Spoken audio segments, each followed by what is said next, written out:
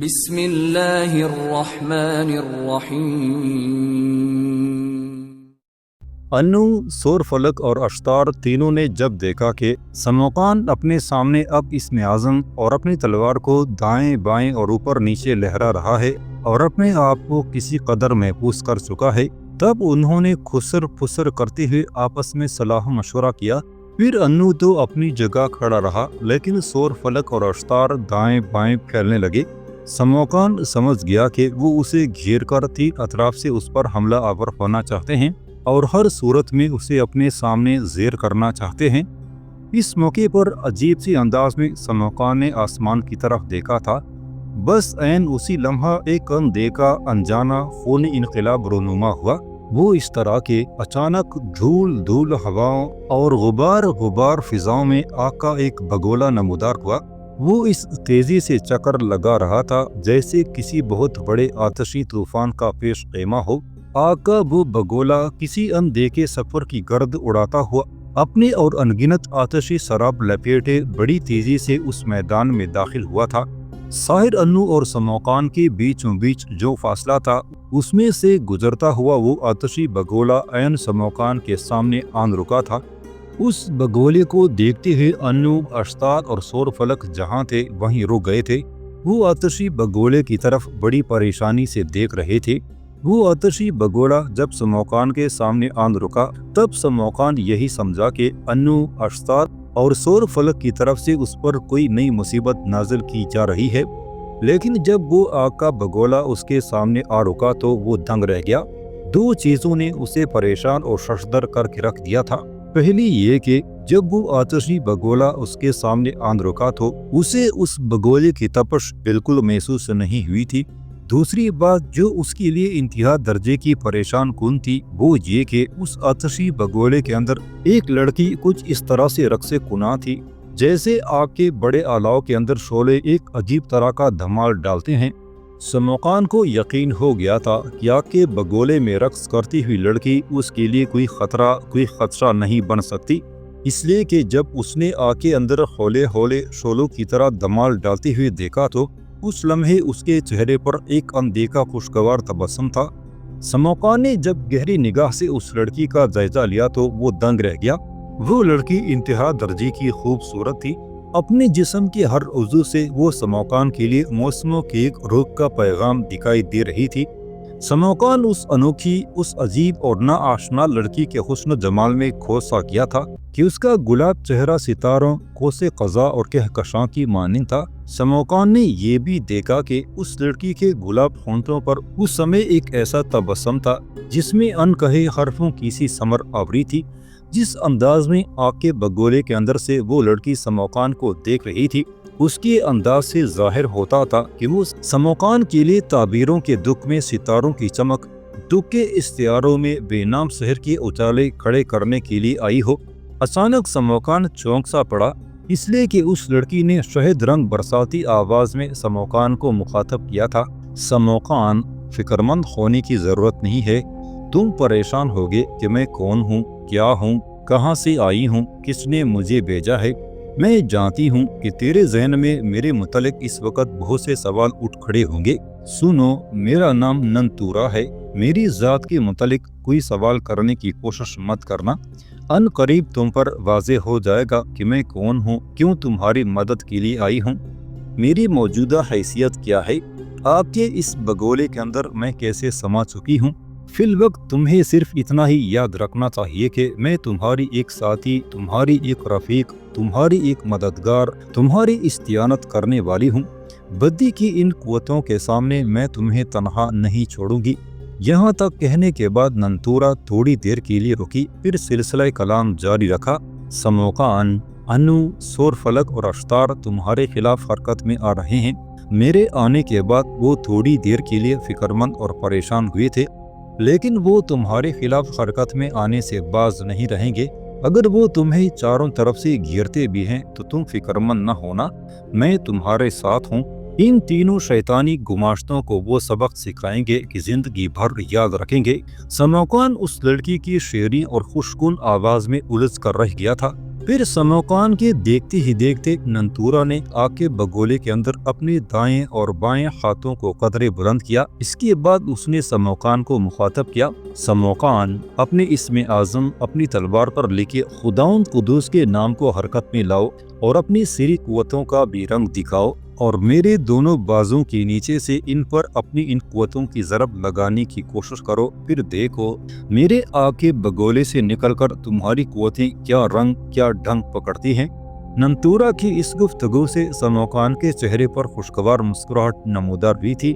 پھر اس نے سب سے پہلے اسم اعظم کو اپنے سامنے کیا، اپنی تلوار بھی اپنے سامنے لایا۔ اس کے بعد اس نے تلوار کی نوک پر اپنا کوئی سری عمل کیا، پھر اپنی ان قوتوں کو ننتورا کے بازوں کے نیچے سے گزارنے کا فعل کیا۔ اس کا یہ فعل شروع کرنا تھا کہ اس کے دائیں ہاتھ میں جو اسم اعظم تھا اس پر سے برق پھوٹی تھی۔ اس نے تلوار کی نوک پر اپنا جو سری علوم کا اثر دکھایا تھا وہاں سے بھی چنگاریوں کی صورت میں شعلے برسے تھے اور لفظ اللہ سے ایسی روشنی پھوٹی تھی کہ جو نگاہوں کو چکا چوند کر دے۔ یہ تینوں روشنیاں جب اس لڑکی کے بازوں کے نیچے سے آ کے اس بگولے کے اندر سے گزرتی ہوئی آگے بڑھی تھی تو ایک طوفان اٹھ کھڑا ہوا تھا۔ ایسا لگتا تھا جیسے نہ رکنے والے نہ ٹھلنے والے برق کے شعلے دوسری جانب کھڑے انو، سور فلک اور اشتار کی طرف لپکے ہوں۔ انو، سور فلک اور اشتار نے ان شعلوں کو اپنی طرف لپکتے ہوئے دیکھ لیا تھا اور انہوں نے اپنی سری علوم اور قوتوں کو حرکت میں لاتے ہوئے اپنا دفاع بھی کیا تھا۔ اس کے باوجود ننتورا اور سموکان کی طرف سے ان پر لپکنے والے شعلوں نے تینوں کو زمین پر پٹخ کر رکھ دیا تھا۔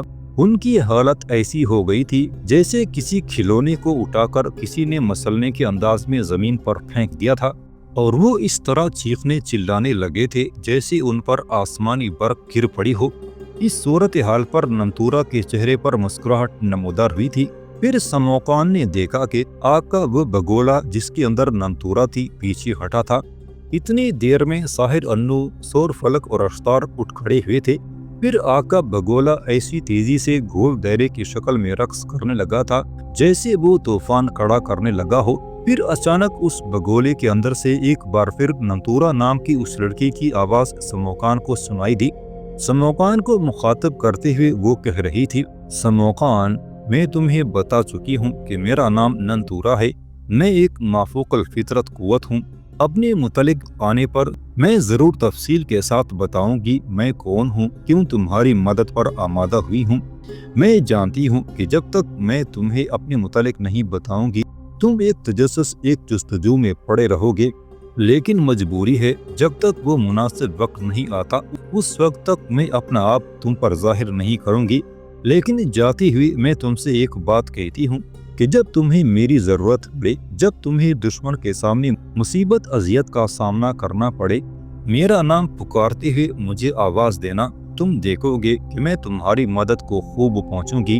اس کے ساتھ ہی آ کے اس بگولے کے اندر سے ننتورا کی آواز آنا بند ہو گئی اور ساتھ ہی وہ بگولا پہلے کی نسبت زیادہ تیزی کے ساتھ چکر کاٹنے لگا تھا۔ پھر بگولا آہستہ آہستہ پیچھے ہٹا، اس کے بعد اس کی رفتار میں اضافہ ہوا اور وہ بڑی تیزی سے انو، سور فلک اور اشتار کی طرف بڑھا تھا۔ انو، سور فلک اور اشتار نے دیکھ لیا تھا کیا کا وہ بگولا انہی کا رخ کیے ہوئے ہے اور وہ ابھی تک حیران اور پریشان تھے۔ کیا کا وہ بگولا کیا ہے، وہ کون سی قوت ہے جو بگولے کی صورت میں سموکان کی مدد کے لیے آئی ہے۔ جو بگولا ان کے قریب ہوتا جا رہا تھا تو ان کے اوسان خطا ہوتے جا رہے تھے۔ آپس میں صلاح و مشورہ کرنے کے بعد وہ تینوں بھاگ کھڑے ہوئے۔ بگولا بھی ان کے تعاقب میں لگ گیا تھا۔ چند قدم چلنے کے بعد ساحر انو، سور فلک اور اشتار تینوں اپنی سری قوتوں کو حرکت میں لائے اور انسانی نگاہ سے اوجھل ہو گئے تھے۔ ایسا کرنے کے تھوڑی دیر بعد آقا وہ بگولا بھی فضا میں تحلیل ہو کر اوجھل ہو کر رہ گیا تھا۔ تاہم سموکان فاتح کی حیثیت سے اسی میدان میں موجود تھا۔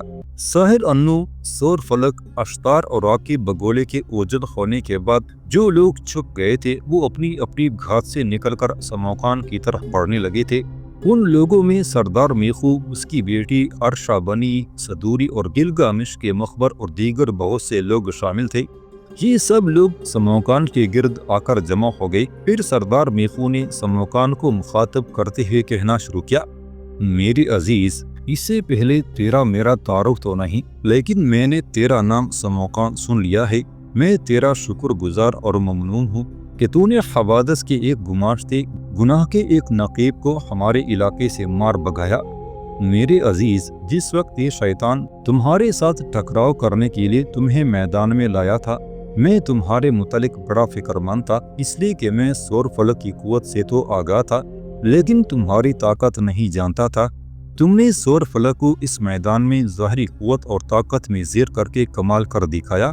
میرے عزیز بیٹے، میں تمہیں سلام کرتا ہوں۔ سردار میخو اپنی گفتگو ابھی جاری رکھنا چاہتا تھا کہ اس دوران اس کی بیٹی نوت آگے بڑھی اور سموقان کو مخاطب کر کے کہنے لگی، سموقان میرے عزیز بھائی، میرا کوئی بھائی نہیں ہے، تو نے میرے باپ کی جان بچائی ہے، ہماری عزت افزائی کی ہے، لہٰذا آج سے میں تمہیں اپنا بھائی ہی تصور کروں گی۔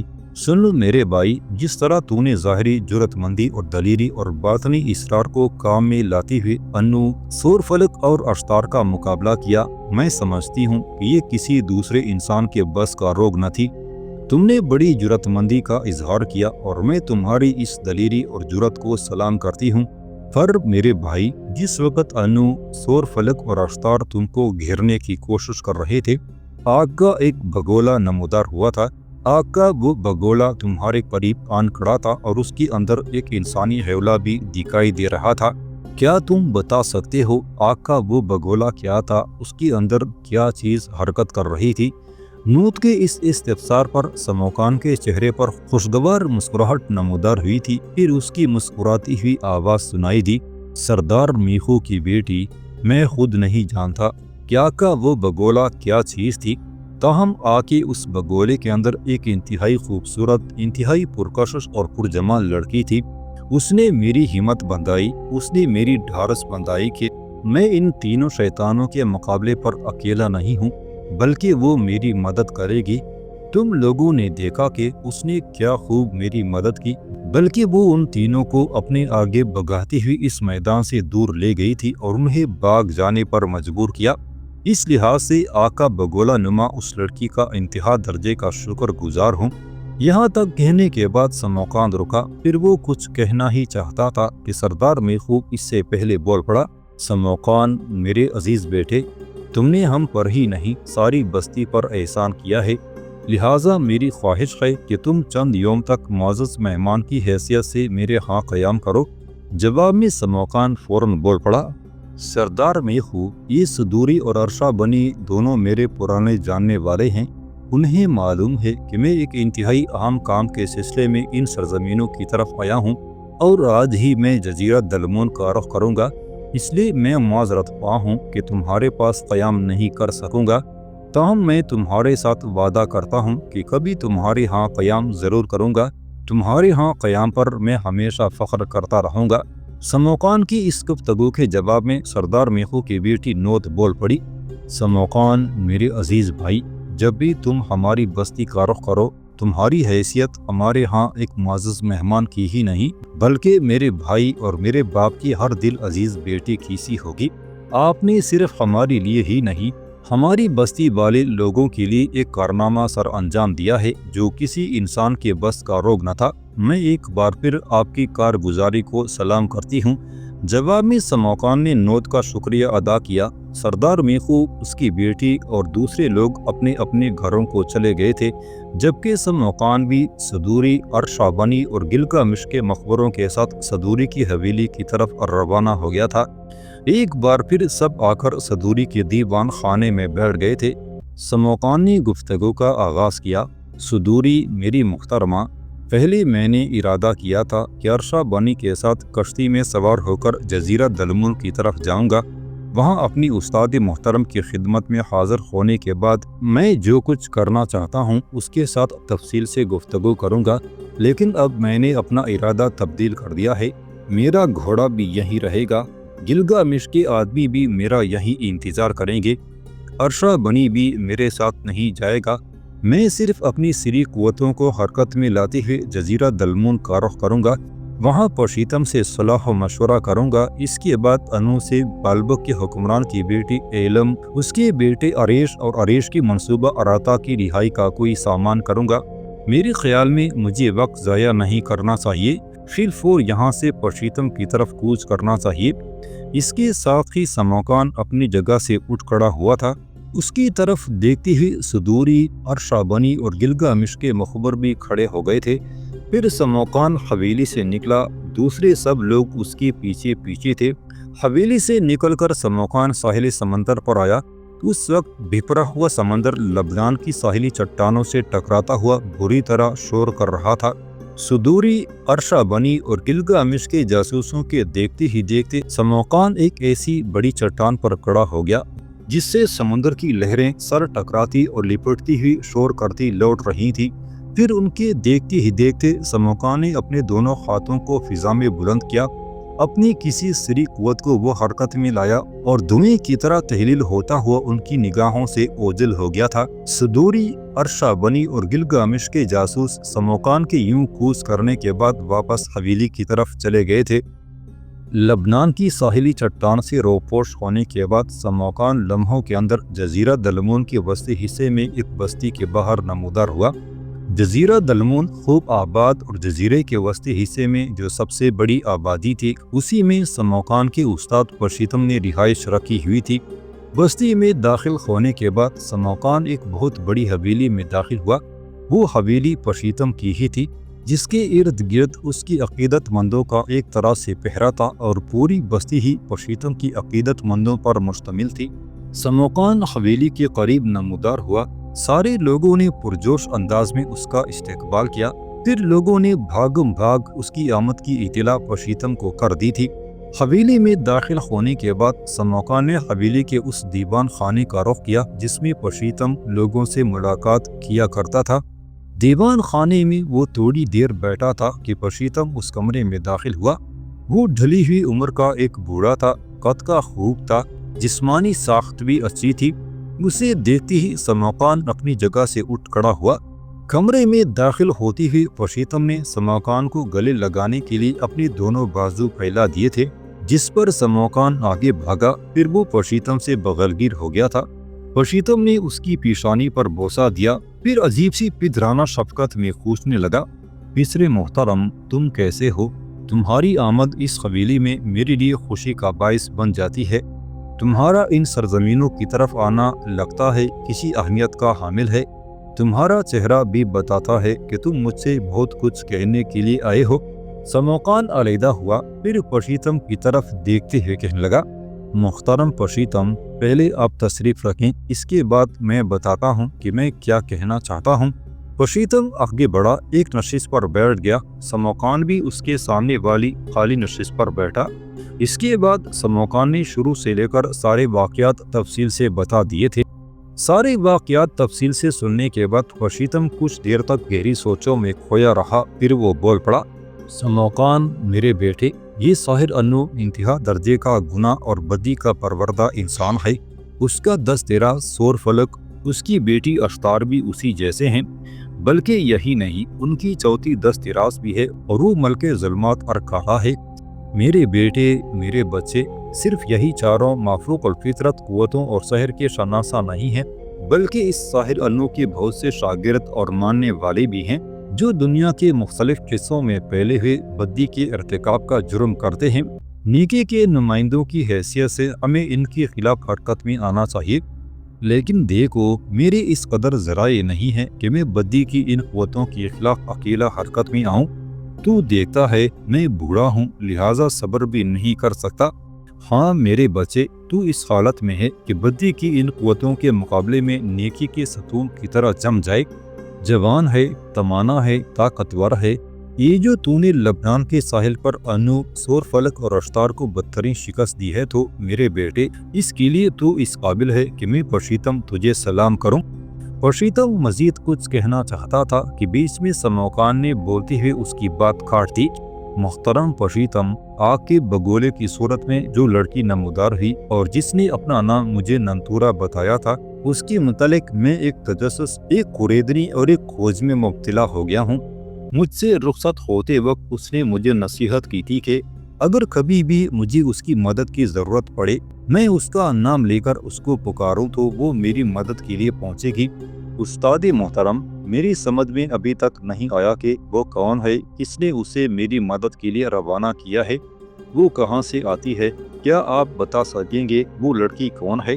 سموکان کے اس سوال پر پرشیتم ایک طرح سے تفکرات اور تجسس میں مبتلا ہو گیا تھا۔ اس کی گردن جو گئی تھی، کچھ دیر تک وہ سوچتا رہا، پھر اس نے تیز نگاہوں سے سموکان کی طرف دیکھا۔ سموکان، خود میری سمجھ میں نہیں آ رہا کہ وہ لڑکی کون ہے، تاہم کیا یہ بات ہمارے لیے حوصلہ افزا نہیں کہ وہ لڑکی جس نے تمہیں اپنا نام ننتورا بتایا تھا، وہ تمہارے حق میں کام کرنے لگی ہے اور تمہارے ساتھ وعدہ بھی کیا ہے کہ بوقت ضرورت وہ تمہاری مدد کیا کرے گی۔ تم نے مجھے یہ بھی بتایا ہے کہ لڑکی نے تم سے یہ بھی وعدہ کیا ہے کہ مناسب وقت پر وہ تمہیں بتائے گی کہ وہ کون ہے، کہاں سے آتی ہے۔ میرے خیال میں اگر اس نے تم سے یہاں تک وعدہ کیا ہے، پھر اس کی طرف سے تمہیں پریشان ہونے کی ضرورت نہیں، بلکہ ہمیں تو اس کا احسان مند اور شکر گزار ہونا چاہیے کہ اس نے انو، سور فلک اور اشتار کے خلاف آپ کے سرگرداں بگولے کی صورت میں نمودار ہو کر تمہاری مدد کی ہے۔